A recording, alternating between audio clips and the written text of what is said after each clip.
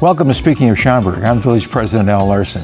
In this episode, we'll be joined by Greg Bedalov from the Illinois Tollway Authority. Then we'll talk to Brian Wagner from the Engineering and Public Works Department.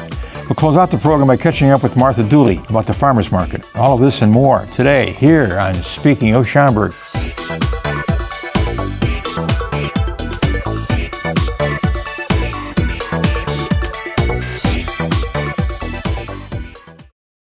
Beginning on July 5th, cashless tolling will be coming to Illinois Route 390. Here to tell us more about this change is Greg Bedalov, Executive Director of the Illinois Tollway Authority. Well, welcome to Speaking of Schaumburg. Thank you very much for having me, Mayor. How long have you been Executive Director? It's going on 1 year. June 5th will be my first anniversary as the Executive Director. You took Mimi LaFleur's place, didn't you? Christy LaFleur was the previous Executive Director, right. Yes.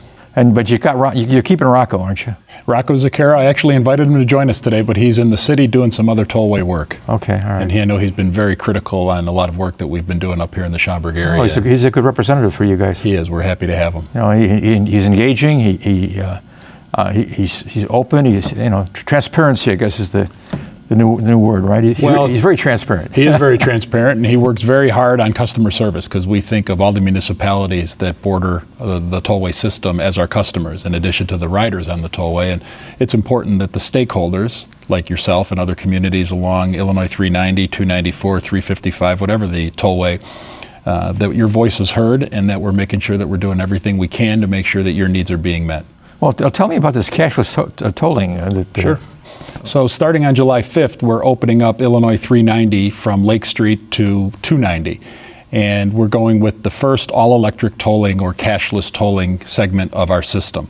And what that means is we will only recognize transponders as a method of payment or 7 days to pay online. And what it allows us to do is minimize our footprint throughout the region and continue to use technology to advance customer service and use technology to make sure that we're getting prompt payment of the tolls and make sure that the traffic moves as efficiently and smoothly as possible. Currently, about 87% of our customers have a transponder, so we already have good penetration with the transponders in the majority of our customers. We did some surveys that showed that the majority of the people who would be driving this road currently have transponders at a greater percentage than the 87% that's enjoyed throughout the rest of our system. Now, there's some folks who kind of take issue with the fact that now that the Elgin O'Hare has got tolling. Sure. How do you address this as far as resident complaints in that regard? Well, we think it's an enhancement to the road. We know it's an enhancement to the road because we're eliminating stoplights, we're relieving congestion, and ultimately we hope to provide western access to O'Hare Airport as we continue the 390 project to the east and then complete it with a ring road around O'Hare connecting 294 on the south up to 90 on the north. So while we recognize and appreciate the fact that people perhaps have become accustomed to driving a portion of this road or the entire road without paying a toll, this is going to be an improvement. This is going to lead to economic development. This is going to lead to better transportation and movement of goods and services throughout the area. How much is allocated towards the project? The entire project is a $3.4 billion project. Okay. The 390 section is just short of $1 billion, around $800 million. And hopefully, as I said, the economic development and the other opportunities that grow out of this will more than outweigh anybody's perceived disadvantages of the road no longer being a free road. Completion time, when is it going to? End of 2017, we hope to have 390 complete all the way to the east into York Road with all of the new interchanges in place by then. And 490, which as I mentioned earlier is the ring road that'll go around O'Hare from 294 on the south to 90 on the north, is going to go into the 2020s. Now, what's your background? I'm an economic development guy. Prior to joining the Illinois Tollway, I was the president and CEO of an organization called Choose DuPage, which was responsible for attracting business and taking business away from Schaumburg, right? No, because Schaumburg, the way I always looked at economic development was a regional approach. Sure. What's good for DuPage County is good for Cook County. What's good for Cook is good for Will. What's good for Will is good for DuPage. And we never looked at it as trying to steal business from one location to another. We looked at it as trying to grow the pie and promote the region throughout the area. And we had really great relationships with our friends at Cook County and Will County to try to achieve those goals. Well, I'm not sure, there's always been a little bit of competition there between DuPage Sure. and suburban Cook, Sure. I remember there was George Pradle, mayor of of Naperville. Yeah, right. He had a pig calling contest, a hog calling contest. Okay. You know? Yeah. And I made a mistake of indicating that it's great to have these people here shop in Schaumburg, and they booed me. Well, I know George was a big advocate for Naperville and for DuPage County, and as is the new mayor, Steve Cherico. But again, we try to think of it regionally. The Tollway's 286-mile network of roads and expanding even further. Right. You have a Tollway board, of course. We do. How many on that board? There's actually 9 voting members of the board, and then the governor and Randy Blankenhorn, who is the secretary of the Illinois Department of Transportation, are also board members. Formerly CMAP Executive Director of CMAP. Bob Schillestrom is our current board chairman. Okay. And we have representatives from Rockford and representatives from the South Side, Chicago Heights. And what the board is ideally representative of is all of the areas that the Tollway covers. Who appoints those? It's appointed by the governor. Okay. And it requires state Senate confirmation of the governor's appointees. And what are the terms of It's a 4-year term. And are they staggered terms? They are staggered terms, so it's kind of half of the board every 4 years. And our most recent gubernatorial appointees were just confirmed by the state Senate yesterday. Who were they? As a matter of fact, Bob Schillestrom was confirmed. Okay, sure. Craig Johnson was confirmed, mayor of Elk Grove Village. Good Joe guy. Gomez, who is a banker from Byline Bank, resides in the North Shore, was confirmed. And I'm forgetting, you'll forgive me. But no, it was just the 3. It was just Joe Gomez, Bob Schillestrom, and Craig Johnson, and David Gonzalez, the mayor of Chicago Heights, was reappointed. David was a sitting board member, and he's been reappointed to the board. Any other reappointments, or are they all going to be brand new? This is the current round of gubernatorial appointments to this point. Okay. We had one board member that the governor appointed, Nick Sauer, and Nick is leaving the board. Nick recently won a primary for state office out of Barrington, and as such, Nick felt, and I believe the governor's office agrees, that you can't serve as a state senator or state representative and be on the Tollway board. Nick has not been elected yet. He still has a general election to go. But the governor nominated Nellie Vasquez Rowland as the next board member, and she would go through this thing. Where's she from? She's, I believe she lives in Bartlett, and she is the president and CEO of A Safe Haven, which is a not-for-profit that is focused on new solutions for homelessness and hunger in the Chicagoland area. Great lady, very excited to have her on board, and Nick was a fantastic board member when he was with us. Really, the only guys doing good in terms of addressing transportation issues were you guys. You know, we work very closely with IDOT, and unfortunately, IDOT doesn't have any money. You guys have money, you know. Yeah, the Tollway being a user fee-based system, we get money from people who use our roads, and we think we provide a distinct value to those customers who use our roads. We believe that our roads are immaculately maintained. We know our bridges and our surfaces are always to the highest possible standard. We also know that the snow is plowed as quickly as possible on our roads, but it is really not fair to say that we're better or worse than somebody, because really, as I mentioned when we were talking about economic development, we really, with Secretary Blankenhorn at IDOT now, we're really looking at transportation as a system. And we can't just look at it as 294, because we have to look at how 294 connects to the Eisenhower, 290. And we have to look at how 294 connects to 55.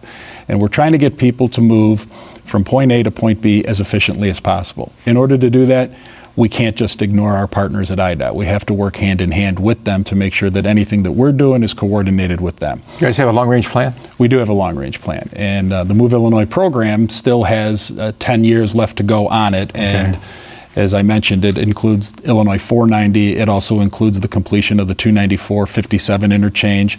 It includes I-90, which is another big benefit for Schaumburg, the full-service interchange up at Meacham Road. And the economic development we've seen through the improvements on the Jane Addams. And then, of course, the big one is the Move Illinois program calls for the rebuilding of Illinois 294, the Tri-State Tollway, the original tollway, from Balmoral Avenue on the north all the way down to 95th Street on the south. And that's going to be a big, big project for us, and we're working very closely with the local stakeholders there as well. Now, the tolls that you collect, are they spent just on that portion of the project, or is it? That's correct. The tolls that we spend, we by state statute are obligated to reinvest into the tollway system. Okay, but I mean, can you take money from the tolls, let's say along the Elgin O'Hare, and spend it somewhere else within the system? There is not a segregated system within the tollway where 390 funds rather would only go to 390 and 294 would only go to 290. Sure. We look at it again as a full system. What do you see in the future? Well, quite frankly, I see major construction in Illinois from a transportation standpoint having a toll road as a component of it. Because as you mentioned, with the current budget crisis in Springfield and the challenges that are associated with the traditional way that roads have been funded historically in Illinois, which is a transportation hub for the nation, there's going to be continued growth. There's going to be a continued need for transportation infrastructure and investment. And toll roads have proven to be an efficient and modern and environmentally sensitive way of doing it. With that, I'll say thank you. And I thank you, sir. I appreciate your time. Appreciate you coming out. And if someone wants some information about the Tollway Authority, who do they call and what's the number? Just visit getipass.com is the best way to learn more about the Tollway. If you want to find out about the new Illinois 390, we have a whole page dedicated to it on our website, or you can always call 630-241-6800. Oh, that's great. Thank you, Greg. Thank you. Appreciate it. The Village of Schaumburg is launching a program to upgrade the water meter reading system. Learn more next here on Speaking of Schaumburg.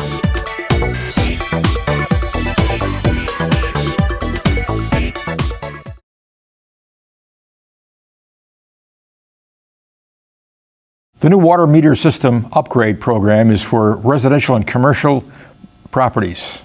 Here to tell us about the multi-year program is Brian Wagner, Utilities Superintendent from the Engineering and Public Works Department of the Village of Schaumburg. Well, welcome to Speaking of Schaumburg. Thank you. Tell me what you do. My role as a utility superintendent, I'm responsible for all three water divisions: potable, sanitary, and storm. So basically any way water is conveyed in the village, it touches some aspect of my job. Really? Yes. So you see, flooding problems? I mean, that's something. Flooding problems. We've dealt with Campanelli Park. We've had some issues at Weathersfield and Braintree this last year, and some. That's a chronic problem over there. It has been, and we've been working over the last decade to try to improve that. We've crossed some large hurdles, but moving forward here, we have some new ideas, and we're looking at some new pipe installation in that area to help. Will that stop the flooding at the intersection? I don't know if we can ever beat Mother Nature. I know. At one time, Campanelli Park, they actually had a fire. The peat caught fire and it had burned for days until they figured out how to put the fire out. It was, it was smoke all over the place. You weren't around then. I was not. No, but Atcher used to tell that story. But yeah, it's an important component as far as the village is concerned. People get flood. You're responsible for mitigating any impact, right? That's correct. I work with the engineering staff in our department. All right. What's happening with Terrata Park? Anything there? That's probably more directed towards engineering staff, where I work more on the maintenance side of it than necessarily the design side of it. Okay. You say maintenance side, how does that work? I mean, the actual conveyance, the pipes, to make sure that the pipes are intact, to make sure the pipes are full and open, flowing freely, to make sure that the grates, the inlets, the outfalls are all open, and that the detention ponds are correctly working. So you monitor retention ponds? We do. What's the difference between a retention pond and a detention? A detention pond is something that will fill up during the course of a heavy rain event and empty out, so basically be dry most of the time. And a retention pond will have water in it all the time. Okay, like the pond in front of Village Hall is. That would be a retention part pond. of that system, isn't it? Yes. How long have you been doing this as far as the village is concerned? I've been with the village for about 4 years now. 4 years this fall, but I've worked in the water with villages over the last 25 years. Really? Yes. What are some of the major projects that you see on the horizon as far as your division is concerned? Well, the biggest one right now is the water meter transmitter replacement program. What does that do? Explain that to me. What we have is our water meter system. We have about 26,500 accounts. And with those associated accounts, we have a transmitter that transmits the meter reading back every month to the village staff so that we could create or generate a water bill for the month. So you don't have to have someone go door to door and get chased by dogs? Yeah, door to door, or the postcards where you used to have to you fill out your reading on a postcard and send it in. So we had an initial system that was installed back in 05 and 06, and unfortunately at that point, the battery technology isn't where it is today, as advanced as it was. So the guarantee on that, the warranty on that battery was only 10 years. So with that, we've hit our oldest now are hitting 11, 12 years old at this point. And to continue reading the water meters, we began a program. It started, we put together 3 different departments, IT, engineering, public works, and finance in February, March, to develop what the next transmitter system would look like. We took input from all 3 different departments. We built the specification around that, and we were out to bid in November, December of last year. How long does it take to get the whole town on this advanced metering system? The program as it is today will be about 26,500 transmitter replacements. In addition, That's commercial and residential? Commercial and residential. Okay, so we'll have to touch every single property in the village. But in addition, we have some old meters that are more antiquated. They're not encoded head readers, which basically just means the reading comes from the wheel on the meter. They're called a pulse generator meter. And it's an older style, so we're also replacing those. There's about 1,300 of those meters too. So when we actually get the read, it'll be the read off the wheel head on the meter itself. So it'll either be a perfect read or it won't read at all. There'll be some kind of failure. Right now, it's not like that. Is that going to cost residents money to have this meter replaced? Or? There is no cost. It's part of the village capital improvement program. Okay. I suspect you got the village all sectioned out as to, What we're doing is we're kind of following the original replacement program in 05 and 06. It's basically started from the east and worked west. So we want to hit the oldest transmitters first, because those should be the first ones failing. Where are you right now? We just kicked off about 2 weeks ago. I think we have about 100 installed, 26,400 left. That's job security. Yes, and it's a 3-year program that will run through April of 2019. Okay, that's interesting. So you're in charge of that whole program, I'm the team leader. I look towards each individual discipline to help me with IT. They've helped me with aspects of the program, along with finance has helped with aspects of the program. So yes. What's the cost of this program? The awarded contract cost was $4,675,000 approximately. Okay, and that's going to be paid for out of the water bill or? Yeah, out of the capital improvement program. Okay. in the water fund, correct. Okay. How is the water fund? We're not in the red, are we? I'm not an accountant, but I do believe at this point we are in the black, and we have the funds available. Obviously, the funds available for this because we just signed a multi-year contract, but the funds in addition to do other water main and other improvements. Okay, now in terms of flooding, what is your role in that regard? I typically play a support role in design. Our engineering staff does the design work, and then I support during the construction and the follow-up maintenance in the future years. Okay, do you work with the Water Reclamation District at all? We do, as a department, work with the Water Reclamation District, but as a whole, but individually, there's not that much communication with the Water Reclamation District. Okay. Well, I figure, since they're taking a more active role as far as flooding is concerned and stream maintenance and these kinds of issues, I think that's important, I think, for us to monitor that as well. Is it not? It is, and just recently, I want to say it was July of 15, MWRD, the Water Metropolitan Reclamation District, added some new regulation that entails monitoring 2% of the system, and then following up after that, monitoring the hotspots, they call it, with remedies or remediation to eliminate any sanitary sewer overflows where you may see water coming out of the sewer in the street. The surge? The surge, yes. Okay, all right. Appreciate you coming by. Thank you. Thanks for the information. I appreciate it. And keep up the good work. I've never flooded because I'm on a slab.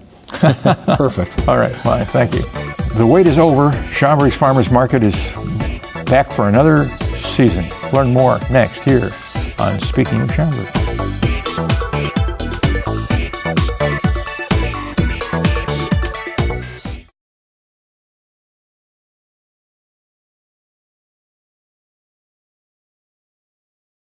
Starting June 3rd, you can once again get locally grown fruits and vegetables, meats, flowers, plants, and gourmet cheeses Here to tell us more about it is landscape sustainability planner Martha Dooley.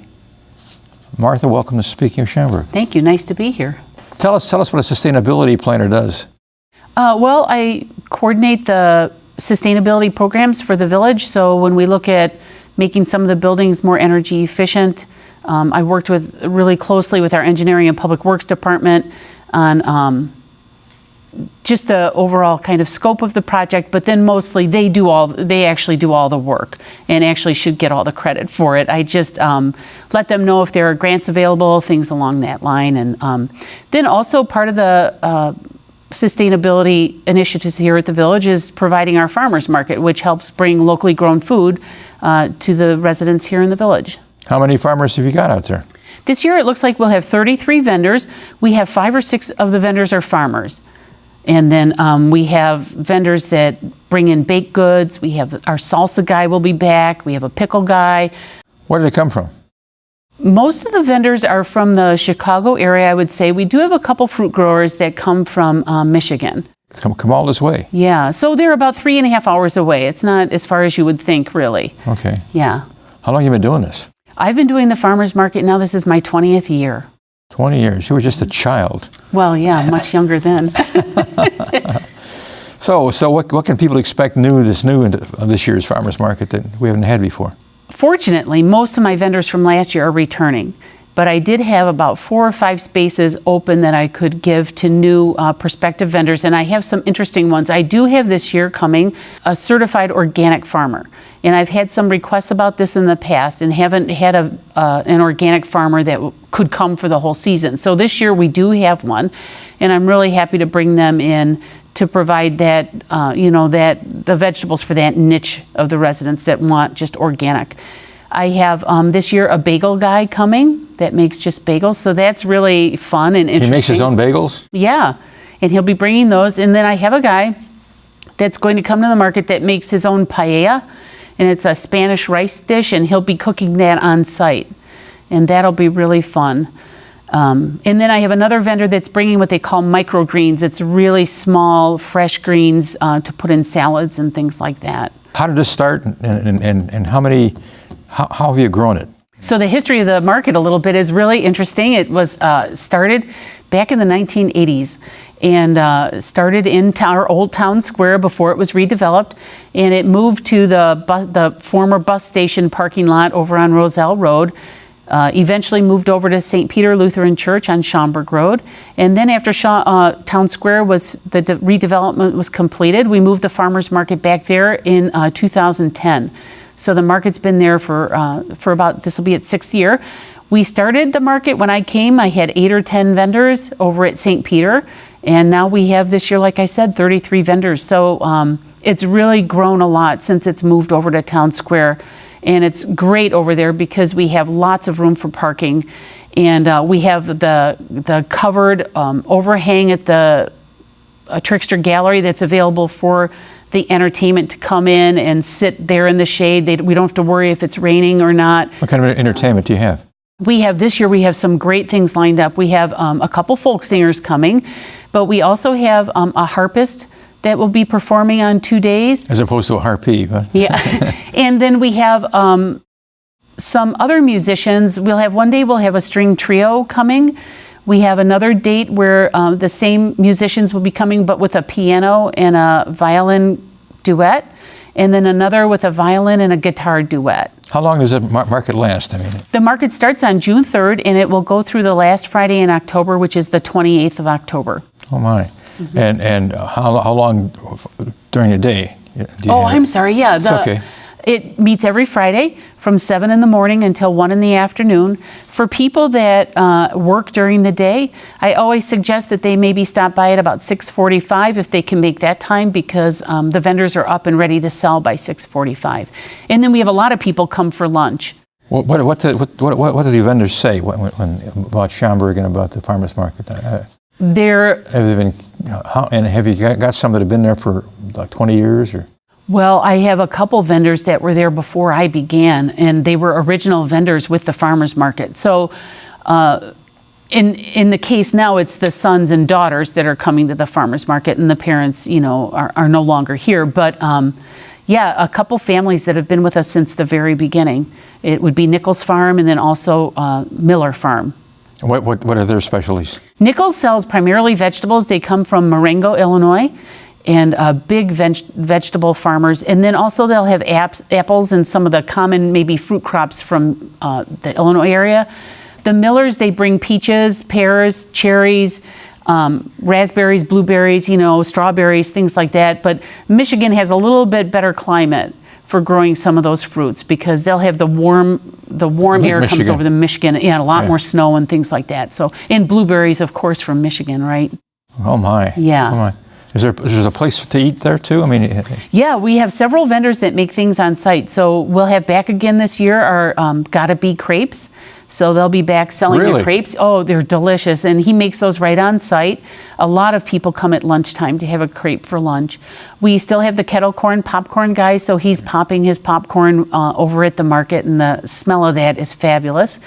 We have a guy that makes veggie burgers, and he'll make those on site this year, be selling those for people to eat at the market. And like I said, we'll have the paella vendor who will be making his paella at the market. what kind of crowds do you get, or what kind of attendance do you get?